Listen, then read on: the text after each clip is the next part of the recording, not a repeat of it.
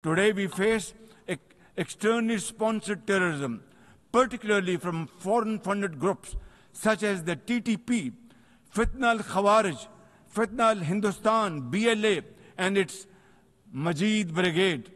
Operating from Afghan soil, these groups are responsible for some of the most heinous attacks inside Pakistan, including the dastardly Jafar Express train incident earlier this year, the train was hijacked and 400 people were kept for days and weeks.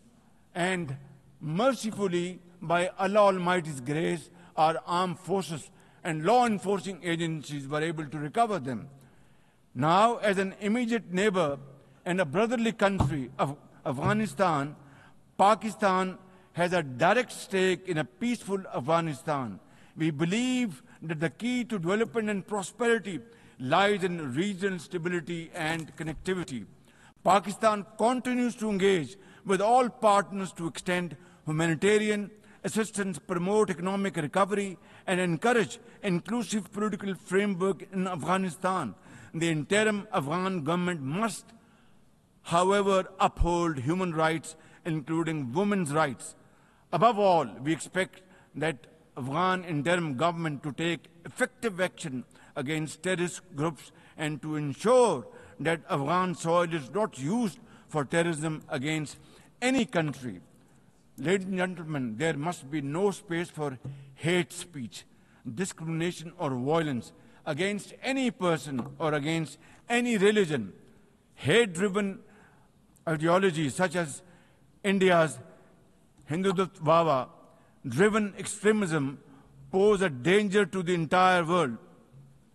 While there is growing recognition of the dangers posed by Islamophobia, the imperative of effectively combating this menace can hardly be overemphasized. Pakistan welcomes the appointment of a UN Special Envoy to combat this scourge. Ladies and gentlemen, while we are confronted with the climate crisis, it demands the most urgent collective action. In 2022, Pakistan faced massive floods of humongous proportions that caused huge losses amounting to $34 billion and many valuable lives lost. This year again, we are dealing with another mega flood with thousands of villages washed away from the face of the earth, millions of people displaced, more than 1,000 killed, and billions of dollars of crop, livestock, and property washed away, lost to flood waters. Our nation stands united in these testing times, and we are dealing with this natural calamity with remarkable resilience by the grace of God. I have declared a climate emergency to cope with this challenge. The catastrophic floods of 2022 and 2025 this year are glaring examples of loss and damage caused due to climate change. Pakistan, to the contrary, my honorable guests in this hall and through the cameras around the globe, Pakistan contributes less than 1% of global emissions annually, yet it continues to face the relentless brunt and muddy waves of climate change. And then we are told to borrow loans and add on to our debt, huge debt pillars we have over the period of time. This is not fairness. This is not equality. This is not justice. This is not fair play. How can you expect a country which is a developing country facing humongous flood challenges every year due to climate change and no fault of ours, and yet we are told to borrow more loans?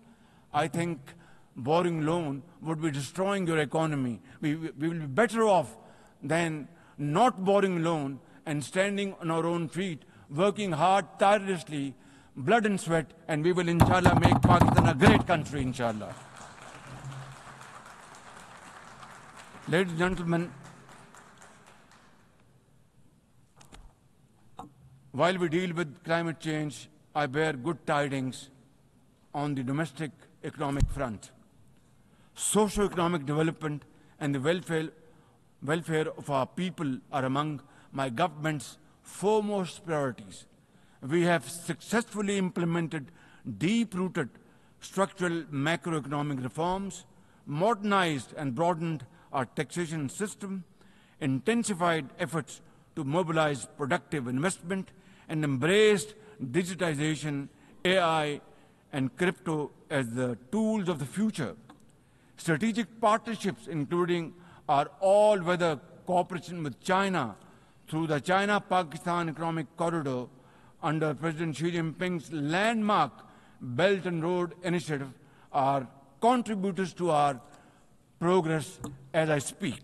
I admire the vision and foresight of President Xi Jinping, whose recently launched Global Governance Initiative, along with other global initiatives, offers a comprehensive framework for a more just, fair, and inclusive development.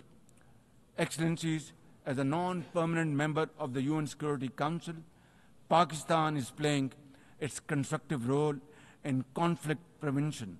The unanimous adoption of Resolution 2788 under our presidency of the Council has renewed our collective commitment to multilateralism, respect for the UN Charter, and effective implementation of UN Security Council resolutions.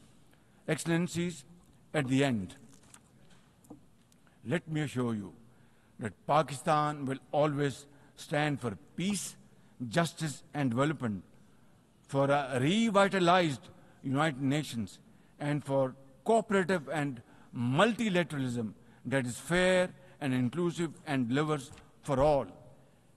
Therefore, let this 80th anniversary not simply commemorate history, let us make history and chart a future for the next 80 years with these United Nations as enduring hope for global good. Let us truly strive to become better together.